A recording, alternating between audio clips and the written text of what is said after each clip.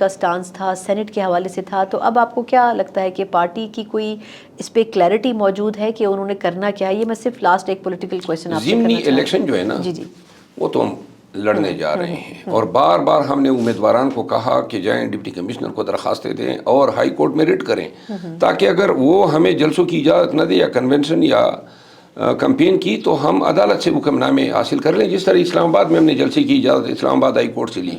سر وہ بھی بڑی مشکل سے ملی ہے. نہیں، وہ اس معاملے میں جو کورٹ نمبر 1 چیف جسٹس صاحب نے ہمیں پہلی پیشی پہ ہی اجازت دے دی. لیکن ڈیٹس بڑی چینج ہوتی نہیں اس کی، میرے خیال ہے تیسری 23 مارچ پھر 30 مارچ، چلیں خیر وہ بھی ایک وہ تو ڈیبیٹ. جلسے کی ڈیٹ چینج ہوتی رہی.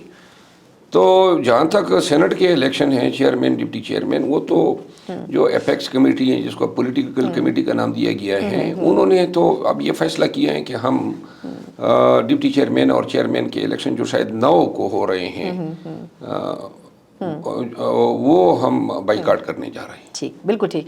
اچھا اب سر 2-3 پہلو یہ کہ آپ کو کیا لگتا ہے خان صاحب کے جتنے بھی کیسز ہیں، ابھی توشہ میں ایک بڑا ڈیولپمنٹ رہی کہ اسلام آباد ہائی کورٹ نے کہا کہ یہ تو کیس بنتا ہی نہیں ہے، اس پر تو ان کو ضمانت مل جانی چاہیے. پھر شاہ محمود قریشی صاحب کے حوالے سے بھی اسی طرح کی بات ہوئی.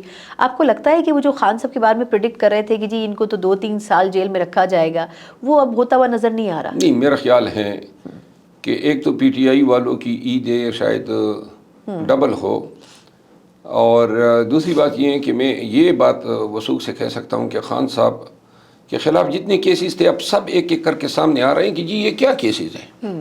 توشہ خانے کی حالت یہی تھی جس میں خان کی سزا معطل ہو چکی ہیں. توشہ خانہ ریفرنس جس پہ یہ کمنٹس آئے، سائفر آپ نے بار بار کمنٹ سنے، اور اس کے علاوہ عدت کا کیس. یہ 4 کیسز ہیں جس میں خان میجر ہیں. جی بالکل. تو لہٰذا کیسز بنتے ہی نہیں تھے اول روز سے. یہی تو رونا تھا، اور 6 جج صاحبان نے اسی پہ تو لیٹر لکھا ہے. نظامی انصاف کو کمپرومائز کرنے کے لیے دخیل کاری کی گئی، ایسے ایشوز سے کرمنل کیسز بنائے گئے جو کرمنل نظامی انصاف میں کوئی اس میں مندریہ نہیں ہے، کرمنالٹی نہیں ہے. تو لہٰذا at the end of the day پتہ یہ چلے گا کہ یہ سارے کیسز بنتے ہی نہیں تھے. خان صاحب نے مفت میں 1 سال کی قید یا اسیری گزاری. یعنی آپ کو لگتا ہے کہ ان کی رہائی عنقریب ممکن ہو سکتی ہے؟ 1 مہینے کے اندر. 1 مہینے کے اندر، بلکہ زیادہ تر 20 ایام کے اندر ہونی چاہیے، کیونکہ اور کوئی چیز ہمیں نظر نہیں آ رہی ہے سوائے وہ القادر ٹرسٹ کیس جس کو انہوں نے ٹاپ گیئر ڈالا ہوا ہے.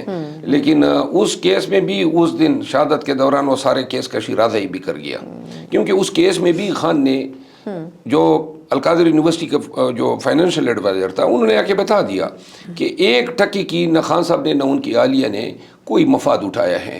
القادر یونیورسٹی پبلک ٹرسٹ ہے نمبر 1، جو 190 ملین پاؤنڈ تھے وہ سرکار کے خزانے میں جمع ہے. تو جرم کیا ہوا؟ ٹھیک.